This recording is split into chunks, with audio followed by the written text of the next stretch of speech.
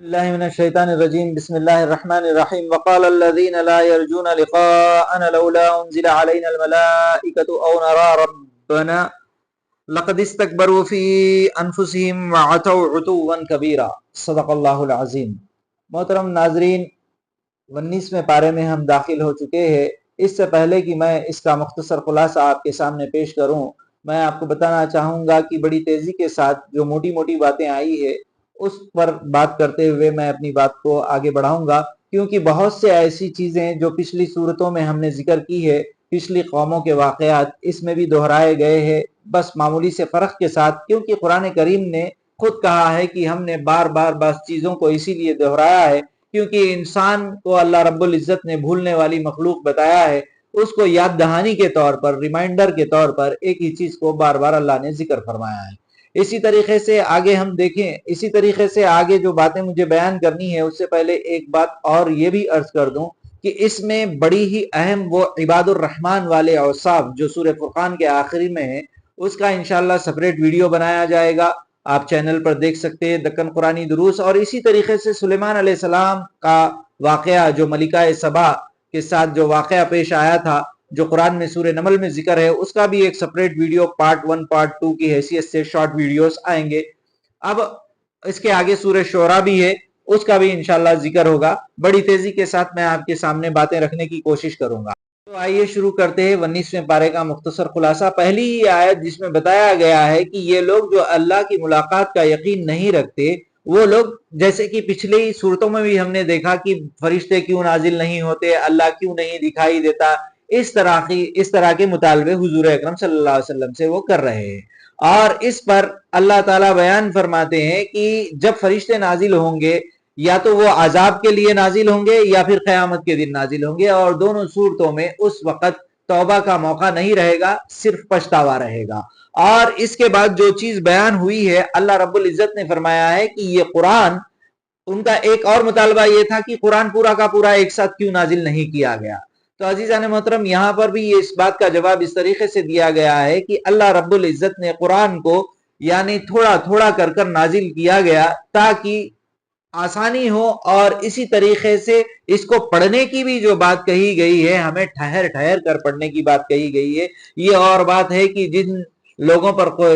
جو لوگ قرآن کو بڑی عزت اور احترام کے ساتھ دیکھتے ہیں اور بڑے بھڑک جاتے ہیں جب قرآن کی بے حرمتی ہوتی ہے، وہی لوگ آج تراویح کے نام پر، معاف کیجئے گا، اس تیزی کے ساتھ قرآن کو پڑھاتے ہیں۔ یہ قرآن کی توہین نہیں، یہ بے حرمتی نہیں تو کیا ہے؟ اس کا آج ہمیں سوچنے کی ضرورت ہے۔ تو عزیزان محترم، اللہ رب العزت نے قرآن کو تھوڑا تھوڑا کر کر نازل فرمایا ہے، اور اسی طریقے سے قرآن میں یہ بھی بیان ہوا ہے کہ اسے ٹھہر ٹھہر کر پڑھا جائے تاکہ سمجھ میں بھی آئے۔ اور اس کے بعد اللہ رب العزت نے جو بڑی مشہور آیت ہم اکثر سنتے ہیں، وقال الرسول یا ربی ان قوم اتخذوا هذا القرآن مہجورا۔ اللہ رب العزت کے جو نبی ہے، جن کے تعلق سے بڑا ہم یہ دم بھرتے ہیں کہ وہ سفارش کریں گے، اور سفارش کن صورتوں میں کریں گے وہ ایک الگ موقع پر انشاءاللہ اس پر بات ہوگی۔ یہاں پر جو بات ہے، حضور صلی اللہ علیہ وسلم شکایت کریں گے کہ میری قوم نے قرآن کو چھوڑ رکھا تھا۔ تو سوچئے گا عزیزان محترم، جو لوگ قرآن کو چھوڑے ہوئے ہیں، اگر ان کے حق میں یا ان کے خلاف اگر حضور گواہی دے تو میرا اور آپ کا کیا ٹھکانہ ہوگا۔ یہ صورت میں یہ چیز پر بھی ہمیں دعوت دی گئی ہے۔ اس کے بعد اللہ نے فرمایا ہے کہ انسان، یعنی کہ پچھلی قوموں کا ذکر ہوا ہے، کس طریقے سے انہوں نے دعوت کی تردید کی اور کس طریقے کے عذاب آئے، اور اسی طریقے سے عقل کے استعمال کو بھی اللہ رب العزت نے بڑی ترجیح دی ہے۔ وہ یہ اس میں ہمیں یہ ذکر ملتا ہے کہ جو عقل کا سوچ سمجھ کا استعمال نہیں کرتے، ان کی مثال جانوروں سے ہے، بلکہ آگے یہ کہا ہے کہ جانوروں سے بھی بدتر ہے۔ تو عزیزان محترم، جانور کم از کم اپنا فرض تو ادا کرتے ہیں خواہش نفس کے ساتھ، لیکن انسان جب عقل سے گھوم جاتا ہے، یعنی عقل کا استعمال کرنا بند کر دیتا ہے، تو وہ اپنے فرائض سے بھی لاپرواہی کرنے لگتا ہے۔ اسی طریقے سے آگے ہم دیکھیں گے اس صورت میں وہ قدرت کی نشانیاں، اللہ رب العزت نے بڑی بڑی قدرت کی نشانیاں بیان فرمائی ہے، جیسے رات کا نکلنا اور صبح کا ہونا جو ہم روز دیکھتے ہیں، اور بڑی جو نشانی ہے یعنی سمندروں کا، دو سمندروں کا، میٹھا پانی اور کھارا پانی، دونوں آپس میں ملتے ہیں لیکن ایک آڑ اللہ نے بیچ میں حائل کر دی ہے، وہ دو آپس میں ملتے نہیں اس طریقے سے کہ ان کے ذائقے میں تبدیلی ہو جائے۔ یہ اتنی بڑی نشانی ہے سوچنے والوں کے لیے کہ اللہ رب العزت نیکوکاروں کا اور بدکاروں کا دونوں کا انجام بھی الگ ہوگا۔ اس کو دیکھ کر بھی سمجھنے والے، عقل و بصیرت والے سمجھ سکتے ہیں۔ اسی طریقے سے اتنی نعمتوں اور رحمتوں کا ذکر کرنے کے بعد اللہ رب العزت نے یہ دعوت دی ہے کہ تو کیوں نہ میں اور آپ صرف اس اللہ کا سجدہ کرے جو ہمیں اپنی رحمتوں اور نعمتوں سے نوازتا رہتا ہے۔ اور وہی باتیں اس کے آخر میں جو میں نے پہلے بیان کی تھی، وعباد الرحمن الذین، اللہ کے بندے کون ہیں، رحمان کے بندے کون ہیں، وعباد الرحمن الذین یمشون علی الارض ہونا واذا خاطبهم الجاہلون قالوا سلاما۔ ایسی ہی بہت سے اوصاف اللہ رب العزت نے رحمان کے بندے کہہ کر بتایا ہے۔ وہ کیا بتائے ہیں کہ فروتنی کے ساتھ، عاجزی کے ساتھ زمین پر چلتے ہیں، اور اسی طریقے سے جب جاہلوں سے مکالمہ یا پھر ڈسکشن یا آرگیومنٹ یا بات چیت جب ہوتی ہے، وہ ایک حد تک بات کرتے ہیں اور اس کے بعد وہ بڑی ہی یعنی نرمی کے ساتھ وہاں سے نکل جاتے ہیں، سلامتی کے ساتھ، یعنی ان کے حق میں دعائے ہدایت کر کے وہاں سے نکل جاتے ہیں۔ یہ علامت ہے رحمان کے بندوں کی، نہ کہ جاہلوں کے ساتھ الجھ پڑنے کی۔ اور اسی طریقے سے رحمان کے بندوں کی جو دوسرے صفات اس میں بیان کیے ہیں، وہ عبادت گزار ہوتے ہیں، راتوں میں قیام کرتے ہیں، اور اسی طریقے سے جہنم کی آگ سے وہ پناہ چاہتے ہیں، اور خرچ میں جب وہ کرتے ہیں تو بیلنس رکھتے ہیں، نہ کہ بالکل کھلا چھوڑ دیتے ہیں، نہ کہ اپنی گردن کو جیسے تجویز دیا گیا ہے سورہ بنو اسرائیل میں کہ وہ اپنے گردن کو پکڑے ہوئے، یعنی مال کو بڑی محبت کے ساتھ اور بڑی حفاظت کے ساتھ ہمیشہ مضبوطی سے پکڑے ہوئے رکھتے ہیں اور خرچ نہیں کرتے، یعنی کہ نہ بخالت کرتے ہیں نہ بالکل فضول خرچی کرتے ہیں، بلکہ بیلنس اپروچ رکھتے ہیں۔ اور اسی طریقے سے جھوٹی گواہی نہیں دیتے اور اپنی دعا خالص اللہ سے بتاتے ہیں، کسی کو شریک نہیں کرتے، یعنی اپنی دعا صرف اللہ سے کرتے، شرک نہیں کرتے اور نہ قتل نہیں کرتے اور زنا بھی نہیں کرتے۔ یہ رحمان کے بندوں کی اوصاف ہے۔ اور آگے اس میں یہ بھی بیان فرمایا ہے کہ اللہ رب العزت نے کہ کوئی بھی بات اللہ کی نشانی کو لے کر یاد دلائی جاتی ہے تو اندھے بہروں کی طرح اس پر نہیں گرتے، یعنی کہ جو بات اللہ کی طرف منسوب کی گئی ہے بڑے غور اور تدبر سے وہ سنتے ہیں۔ اور اس کا دوسرا معنی یہ بھی لیا گیا ہے کہ کوئی بات اگر اللہ کی طرف منسوب ہوئی ہے تو وہ تحقیق کرتے ہیں، اندھے بہروں کی طرح مان نہیں لیتے۔ یہ رحمان کے بندے اللہ رب العزت، اور دعا ان کی ایسی رہتی ہے نہ کہ وہ خود کے لیے بلکہ اپنی اولاد کے لیے، اپنی بیوی بچوں کے لیے وہ دعا کرتے ہیں، نمازی ہونے کی دعا کرتے ہیں، اور یہ دعا کرتے ہیں کہ ہمیں متقیوں کا امام بنا، یعنی کہ بہترین دعا وہ ہمیشہ اللہ سے کرتے رہتے ہیں۔ رحمان کے بندوں کی اوصاف اس میں آئی ہے۔ تو عزیزان محترم، یہ تھا سورہ فرقان کا مختصر خلاصہ۔ اس پارے کی دوسری صورت کی طرف یعنی دوسرے سورے کی طرف ہونا تو یہ چاہیے تھا، میں نے جو بیان کیا سورہ نمل وہ دراصل آخری سورہ ہے اس پارے کا، کچھ حصہ سورہ نمل کا اس میں آئے گا۔ جو سورہ فرقان کے بعد کی سورہ ہے وہ سورہ شعراء ہے، شعراء نہیں شعراء یعنی شاعر، پوئٹس۔ اس میں آخری میں شاعروں کی بھی جو ہے سو بات کہی گئی ہے کہ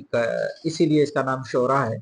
تو عزیزان محترم، ہم دیکھیں گے کہ اس کی ابتدا جس طریقے سے ہوئی ہے، اس میں حضور اکرم صلی اللہ علیہ وسلم کے ایک ہمدردانہ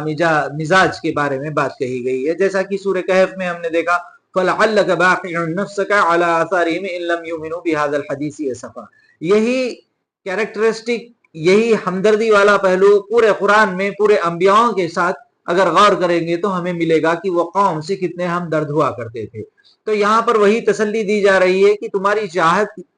کہ سب مومن ہو جائے اس قدر نہ ہو جائے کہ تم اپنے ہی آپ کو نقصان پہنچانے لگو۔ یہ تسلی حضور صلی اللہ علیہ وسلم کو دی جا رہی ہے، بتایا جا رہا ہے کہ اللہ کی ہدایت انہی لوگوں کو ملتی ہے جو اپنی عقل و بصیرت کا استعمال کر کے چپے چپے پر جو پھیلی ہوئی آسمان میں اور زمین میں اور ہر جگہ جو نشانیاں ہیں اس پر غور کرنے کی دعوت یہ قرآن دیتا ہے۔ اسی طریقے سے پچھلی قوموں کا جو ذکر اس میں ہمیں ملتا ہے، جیسا کہ فرعون اور موسیٰ کا جس طریقے سے دونوں کے درمیان میں رسہ کشی ہوتی ہے، اور فرعون جس طریقے سے جادوگروں کے کھڑا کرتا ہے موسیٰ علیہ السلام کے معجزات کے خلاف، پھر سے یہاں پر وہ ذکر ملتا ہے ہمیں، اور جادوگروں کے ایمان لانے کا بھی ذکر ملتا ہے، اور دوسری قوم کا جو ابراہیم علیہ السلام کا بھی ہمیں ذکر ملتا ہے کہ ان کی قوم جس طریقے سے بتوں کی پوجا کرتی تھی اور پوری دلیل اور حجت قائم ہونے کے باوجود جس طریقے سے آج بھی ہم میں سے اکثر لوگ آبا و اجداد کا حوالہ دیتے ہیں، یہ قوم بھی جو ہے آبا و اجداد کا حوالہ دیتی ہے۔ اور ابراہیم علیہ السلام کی دعائیں اس میں ذکر ہے، اور اس کے آگے آپ کو نوح علیہ السلام کا واقعہ ان کی قوم کا مختصر طور پر، اور ہود علیہ السلام کا، صالح علیہ السلام کا، اور اسی طریقے سے لوط علیہ السلام کی قوم پر جو عذاب آئے وہ بھی ذکر اس میں ملتا ہے۔ اور آخر میں جو چیز ہمیں ملتی ہے وہ شعراء کی باتیں، یعنی کہ وہ لوگ کہتے تھے کہ یہ قرآن بھی جو ہے سو شعراء کا کلام ہے، تو اس پر اللہ رب العزت نے شعراء کی بھی تردید کی ہے۔ وہ کہتے ہیں، اللہ قرآن کہتا ہے کہ شعراء تو کسی یعنی اپنے خیالوں میں، گمانوں میں ایک جگہ سے دوسری جگہ بھٹکنے والے ہوتے ہیں، اور وہ کہتے بہت کچھ ہے اور کرتے زیادہ کچھ نہیں۔ لیکن یہاں پر بھی اللہ نے ایک ایکسیپشن رکھا کچھ شعراء کے لیے، جن کی شاعری میں اللہ کی حمد ہو یا دین کی باتیں ہوں، اس سے ایکسیپشن اللہ نے رکھا ہے۔ اور اسی طریقے سے اللہ رب العزت نے آخر میں بھی حضور اکرم صلی اللہ علیہ وسلم کو اس صورت میں بھی تسلی دی ہے۔ اور آگے چلیے، سلیمان علیہ السلام کے تعلق سے جو واقعہ ہمیں ملتا ہے وہ قرآن کی آیت نمبر 27 اسی پارے میں ہمیں ملتی ہے، کچھ حصہ ملتا ہے سورۃ النمل۔ نمل کے معنی ہے چونٹی کے، اور اسی لیے اس کا نام نمل رکھا گیا ہے کہ جب حضرت سلیمان کا لشکر جاتا ہے تو چونٹی یعنی اپنی کمیونٹی یعنی اپنے گروپ کو چونٹی کا جو بات کرنا پیش آیا ہے اس صورت میں، اس پر حضرت سلیمان علیہ السلام مسکراتے بھی ہے اور اللہ کا شکر بھی ادا کرتے ہیں۔ تو یہ سورۃ النمل ہے۔ اس کے ساتھ ساتھ ایک بڑا ہی بہترین واقعہ ملکہ سبا کا، جو حکمران تھی، ایک لیڈر تھی اور بڑی انٹیلیجنٹ اور جینیس عورت گزری ہے، اور اس کے تعلق سے آتا ہے کہ وہ شاید یمن کا وہ علاقہ ہے جس میں آج بھی کھنڈرات ملتے ہیں، اس کے نام سے سبا کے نام سے شیبا دوسری قوم میں اسے کہا گیا ہے دوسری کتابوں میں۔ تو عزیزان محترم، یہ جو واقعہ ہے کہ ایک بار حضرت سلیمان علیہ السلام اپنے پرندوں کا جب جائزہ لیتے ہیں، ہدہد کو وہ حاضر نہیں پاتے، اور وہ کہتے ہیں کہ ہدہد نے اگر صحیح وجہ نہیں بتائی تو میں اسے سزا دوں گا یا پھر اسے ذبح کر دوں گا۔ ہدہد جب پرندہ آتا ہے تو وہ کہتا ہے کہ میں جو چیز جانتا ہوں وہ آپ نہیں جانتے۔ یہاں پر ایک بات مجھے اور آپ کے سوچنے کے لیے بے حد ضروری ہے عزیزان محترم، ہدہد جیسا چھوٹا پرندہ اتنی جسارت کے ساتھ یہ کہتا ہے کہ جو میں جانتا ہوں وہ آپ نہیں جانتے، حالانکہ وقت کے اتنے عظیم بادشاہ اور اللہ کے نبی اور ان کے سامنے اس طریقے کی بات کہنا، تو یہاں پر دیکھیے رویہ ایک نبی کا کس طریقے سے ہوتا ہے۔ وہ کہتے ہیں کہ میں تحقیق کروں گا۔ آج کے چھوٹے موٹے لوگ جن کو ذرا سا مقام اور مرتبہ حاصل ہو جائے، چاہے مالی اعتبار سے چاہے علمی اعتبار سے، وہ بہت سے لوگ اس قسم کے جملے کو برداشت نہیں کرتے کہ آپ نہیں جانتے، وہ تکبر میں مبتلا ہو جاتے ہیں اور اسے اپنی توہین سمجھتے ہیں، جبکہ اللہ کے نبی نے ان سب چیزوں کو چھوڑ کر حقیقت پر توجہ دی اور یہ چاہا کہ اس کی تحقیق کرے، اور وہ تحقیق کرتے ہیں اس بات کی جو ہدہد کہتا ہے کہ میں نے ایک قوم کو دیکھا ہے جس کی ملکہ ایک خاتون ہے، حکمراں ہے، اس کا ایک بڑا سا تخت ہے، اور وہاں کے لوگ اللہ کو چھوڑ کر، ایک اللہ کو چھوڑ کر جو غیب کا اور حاضر کا سب کا جاننے والا ہے، جو عرش عظیم کا مالک ہے، وہ توحید کی بھی بات کرتا ہے ہدہد، اور وہ کہتا ہے کہ وہاں کے لوگ سورج کی پرستش کر رہے ہیں۔ اس پر سلیمان علیہ السلام اسے ایک خط دیتے اور تحقیق کرنے کے لیے بھیجتے، یہ خط انہیں دے دینا اور کنارہ کش ہو کر ان کا جو بھی کنورزیشن، جو بات چیت ہوتی ہے، اسے سننا۔ تو وہ سنتے ہیں تو دیکھتے ہیں کہ ملکہ جب خط کو کھولتی ہے تو بسم اللہ الرحمن الرحیم سے، اور وہ کہتی ہے کہ یہ بڑا ہی تعظیم بھرا خط ہے جو اللہ کے نام سے شروع کیا گیا ہے، اور وہ کہتے ہیں کہ تکبر میں نہ آؤ اور میرے متی بن جاؤ، اور وہ مشورہ لیتی ہے بادشاہ کے جو سردار ہوتے ہیں ان سے مشورہ لیتی ہے، تو سردار اپنے آپ کو پیش کرتے ہیں، ہم تو جنگ لڑنے کے لیے تیار ہے، آپ ملکہ ہے، حکمراں ہے، آپ جو بھی فیصلہ لے۔ وہ بڑی، جیسا کہ میں نے کہا تھا کہ بڑی انٹیلیجنٹ اور جینیس تھی، وہ سوچتی ہے، وہ کہتی ہے کہ اگر جنگ ہو جائے تو جو بادشاہ ہوتے ہیں وہ عزت دار لوگوں کو ذلیل کرتے ہیں اور بستیوں کو ویران کرتے چلے جاتے ہیں، اور وہ یہ تدبیر اختیار کرتی ہے بڑی ڈپلومیٹک طریقے سے، گفٹس کے طور پر وہ بھیجتی ہے، جسے حضرت سلیمان علیہ السلام دیکھ کر کہتے ہیں کہ اللہ کا دیا ہوا میرے پاس بہت کچھ ہے۔ بتانا یہ مقصد ہے کہ اللہ کے جو نبی ہوتے ہیں وہ تحفے تحائف یا پھر ملک کے خزانوں کے لیے نہیں بلکہ اللہ کے دین کی تبلیغ کے لیے آیا کرتے اور دین کو پھیلانے کے لیے آیا کرتے۔ سلیمان علیہ السلام اسے بالکل یعنی لوٹا دیتے ہیں، اور اس پر